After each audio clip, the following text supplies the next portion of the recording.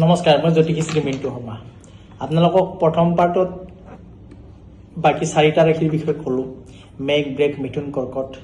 আজি মই সিংহৰ পৰা বাকী 4টা ৰাশিৰ বিষয়ে ক'ম। সিংহ ৰাশি এইটো বৰ্ষৰ 2025ৰ সৰ্বশ্ৰেষ্ঠ।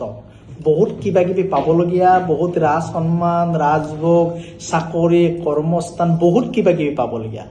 কিন্তু তেওঁলোকৰ এই বৰ্ষত কিন্তু শত্ৰুস্থানো কিন্তু যথেষ্ট বাঢ়িব। গতিকে তেওঁলোকে যাতে শত্ৰুস্থান, যাতে কৰ্মৰ বা তেওঁলোকৰ যিটো গ্ৰথটো যি লেভেলত বাঢ়িব বা ইমান পজিটিভ লেভেলত বাঢ়িব, তাক সঁচা জাগাত ধৰি ৰাখিবৰ কাৰণে যাতে কোনো অসুবিধা ফিল নহয় বা কোনো শত্ৰুৰ পৰা যাতে তেওঁলোকৰ ক্ষতি নহয়, শত্ৰুৰ পৰা জয় হ'বৰ কাৰণে তেওঁলোকে সদায় এইটো বৰ্ষত ৰঙা চন্দনৰ ওপৰত কপালত লগোৱাটো অতি প্ৰয়োজন। কাৰণ ৰঙা চন্দনৰ ওপৰত কপালত ল'লে কি হয় জানে, জীৱনৰ যি আয়ুস বৃদ্ধি হয়, কৰ্মস্থান সফলতা পায়, লগতে শত্ৰু দমন হয়। গতিকে এইটো কাম অৱশ্যই কৰিব।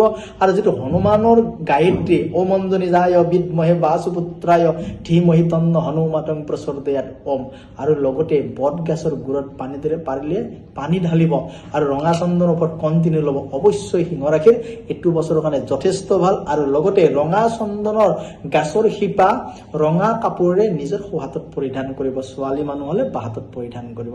এইটো হ'ল আপোনাৰ সিংহ ৰাশিৰ ওপৰত। কন্যা ৰাশিৰ জাতক জাতিকাসকলে এইটো বৰ্ষত চিন্তাত পৰিব, অকণমান চিন্তাত থাকিব। তাৰমানে কেনেকুৱা হয়, আহিব কামবোৰ, পজিটিভ কামবোৰ আহিব, কৰিব নে নকৰিব, মনত ভাৱবোৰ অকণমান নিগেটিভ হ'ব। শিক্ষাৰ্থীৰ কাৰণে অকণমান কনফিউজ থাকিব যে মই এইটো পঢ়িম নে চিলেবাছত এইটো কৰিম বা এইটো কৰিম, এনেকুৱা ধৰণৰ অকণমান কনফিউজত থাকিব। বা কেতিয়াবা আৰ্থিকটো বহুত বেছি হৈ যাব, তাৰমানে আহিব বহুত বেছি হ'ব কিন্তু অকস্মাত কমিও যাব, এনেকুৱা ধৰণৰ সমস্যাত পৰিব পাৰিব। গতিকে কন্যা ৰাশিৰ লোকসকলে এইটো বৰ্ষত যদি পাৰে বগা চন্দনৰ শিপা, লগতে আপোনাৰ বেলগাছৰ শিপা, ৰক্তজবা গাছৰ শিপা অকণমান যদি ৰঙা কাপোৰেৰে নিজৰ সোঁহাতত পৰিধান কৰে, কন্যা ৰাশিৰ জাতক জাতিকাসকলৰ এইটো বছৰ যথেষ্ট হ'ব। আৰু আপোনালোকে এইটো বছৰৰ প্ৰতিটো বৃহস্পতিবাৰ বা মাহত এবাৰ হ'লে বৃহস্পতিবাৰে আপোনালোকে হালধি পানীৰে গা ধুৱক, অতি যথেষ্ট শুভ ফল আপোনালোকে পাব। তেতিয়া আপোনালোকৰ জীৱনত সুখ শান্তি সমৃদ্ধি বা এইটো বৰ্ষৰ কাৰণে যথেষ্ট শুভ ফল পাব। লগতে তুলা ৰাশিৰ জাতক জাতিকাসকলে এইটো বৰ্ষত কিন্তু এটা বস্তু মই কওঁ দেই, আপোনালোকে যেনেকুৱা ধৰণৰ পাৰিলে যিমান পাৰে আপোনালোকে এই বছৰটো আধ্যাত্মিকতাৰ মাজত আহক। কিয় আধ্যাত্মিকতাৰ মাজত আহক, এইটো কাৰণে কাৰণ এইটো বৰ্ষত কিন্তু তুলা ৰাশিৰ জাতক জাতিকাসকলে অকণমান বেমাৰত আক্ৰান্ত হ'ব পাৰে। যেনেকুৱা ধৰি লওক আপোনাৰ কি বুলি কয়, স্কিনৰ প্ৰব্লেম, মাইগ্ৰেইন, এলাৰ্জি, চুলি সৰা, টোপনি কম, বা নিজৰ আপোনজনৰ লগতো বিভেদ হ'ব পাৰে, নিজৰ সম্পৰ্কৰ মাজতো বিভেদৰ সৃষ্টি হ'ব পাৰে। এনেকুৱা ধৰণৰ অকণমান সমস্যাই আপোনালোকক ডিষ্টাৰ্ব দিব পাৰে। তাৰ কাৰণে আপোনালোকে এইটো বৰ্ষত কি কৰিব জানেনে, যদি পাৰে শিৱৰ গায়ত্ৰী অৱশ্যই জপ কৰক। আৰু পাৰিলে নিজৰ ঘৰত, নিজৰ গেটত পঞ্চমুখী হনুমানৰ ফটো লগাই দিয়ক। আৰু পাৰিলে এইটো বৰ্ষত কি কৰিব জানে, প্ৰতিটো পূৰ্ণিমাতে আপুনি আপোনাৰ নিজৰ ঘৰত এখন ধুনীয়াকৈ শৰাই দিব। লগতে আপোনালোকে সৰ্বশুদ্ধি বুলি এটা বস্তু কিনিবলৈ পায়, তাৰে স্নান কৰিব।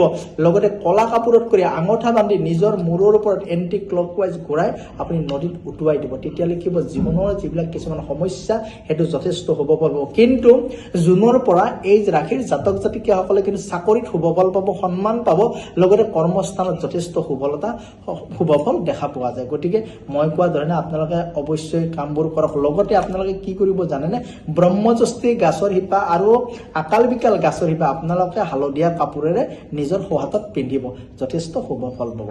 এতিয়া বৃশ্চিক ৰাশিৰ জাতক জাতিকাসকলৰ বিষয়ে কওঁ। সেই জাতক জাতিকা লোকসকলৰ এইবাৰ কৰ্মভাৱ যথেষ্ট ভাল, সন্মান, আয় বৃদ্ধি, যথেষ্ট শুভ ফল। কিন্তু তথাপিতো মই কওঁ কিন্তু মনোবলবোৰ অকণমান দুৰ্বল হৈ থাকে, কনফিউজবোৰ হৈ থাকিব। লগতে আৰু কি হ'ব জানা, অকণমান ৰাগ ভাৱ থাকিব, ফেমিলিৰ লগত অকণমান মিলা প্ৰীতিটো কম হ'ব পাৰে। গতিকে এই জাতক জাতিকা লোকসকলে যদি আপোনালোকে নাৰায়ণ অৰ্থাৎ যদি পদুম ফুলৰ মালা বনাই হয়তো বগলামুখীৰ মন্দিৰত বা কোনোবা নাৰায়ণ মন্দিৰত যদি আপোনালোকে দিয়ে, তেতিয়াহ'লে এই জাতক জাতিকাসকলে যথেষ্ট শুভ ফল পাব।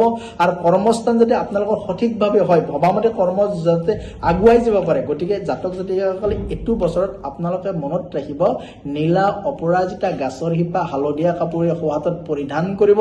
লগতে আপোনালোকে এটা কাম কৰিব, সিন্দুৰ হনুমান মন্দিৰত দান দিব, তামৰ খাৰু এপাত নিজৰ সোঁহাতত পিন্ধিব। আৰু লগতে আৰু এটা কাম কৰিব, কি কৰিব জানেনে, নিজৰ ঘৰৰ সন্মুখত অশোক গাছৰ পুলি এটা ৰুই থব। এইখিনিত কাম আপোনালোকে কৰক। আৰু লগতে আৰু এটা কাম কৰিব, কি কৰিব জানেনে, বেলগাছৰ শিপা আৰু লগতে আপোনাৰ অশ্বগন্ধা গাছৰ শিপা হালধীয়া কাপোৰে নিজৰ সোঁহাতত পৰিধান কৰক। এইখিনিত কাম কৰক। আৰু লগতে মই আৰু এটা কথা, এই 4টা জাতক জাতিকাৰ লোক লোকসকলে যদি প্ৰতি মঙলবাৰে হনুমান মন্ত্ৰ জপ কৰিব, 11 দিনা হনুমান মন্ত্ৰ ব্ৰত ৰাখিব, লগতে চণ্ডী যিটো আপোনাৰ চণ্ডী পাঠ হয় বা চণ্ডীৰ যিটো গায়ত্ৰী সেই জপ কৰিব, লগতে আপোনালোকে সাতমুখী ৰুদ্ৰাক্ষ পৰিধান কৰক। এই 4টা জাতক জাতিকাসকলে যদি সাতমুখী ৰুদ্ৰাক্ষ পৰিধান কৰে নিজৰ জীৱনৰ নিগেটিভবোৰ পিছুৱাই পজিটিভলৈ আপোনালোকে আগবাঢ়িব পাৰিব। গতিকে মই দিয়া ধৰণে আপোনালোকে টিপছবোৰ পালন কৰক। আগলৈ মই লগ পাম আৰু নেক্সট 4টা ৰাশিৰ ওপৰত মই ভিডিঅ' দিম। নমস্কাৰ।